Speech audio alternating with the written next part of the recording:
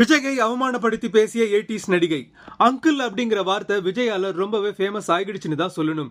எகிரி எகிரி குதிச்சு கைய வீசி வீசி அவர் திமுக தலைவரும் முதல்வருமான மு.க. ஸ்டாலினை அங்கிள் அங்கிள்னு 1008 அங்கிள்னு சொன்னதும் கடும் விமர்சனத்துக்கு ஆளாகி விஜய ஒரு நாடக அரசியல்வாதியா மாத்திட்டதா கமெண்ட் பண்றாங்க அரசியல் நோக்கர்கள். அந்த வகையில விஜயோட இந்த பேச்சை பத்தி கழுவி கழுவி ஊத்தி இருக்காங்க 80s நடிகை அம்பிகா.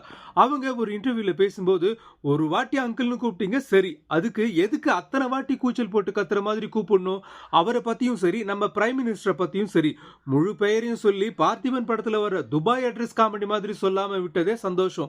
இதை பார்த்து எனக்கு விஜய் இப்படி பேசுவாரா, இதை எதிர்பார்க்கலையேன்னு ஃபீல் ஆச்சு. அரசியல் எதிரின்னு அவர் சொன்னது கூட ஓகே, ஆனா விஜய் அப்படி சொல்லி இருக்க கூடாது. அது சரியில்லாத அப்ரோச். மாநாட்டுக்கு வந்தவங்க என்ன விஜய் இப்படி பேசிட்டாருன்னு கண்டிப்பா நினைச்சிருப்பாங்கன்னு அட்வைஸ் கலந்த வகையில விஜய் பேச்சுக்கு கண்டனம் தெரிவிச்சிருக்காங்க அம்பிகா.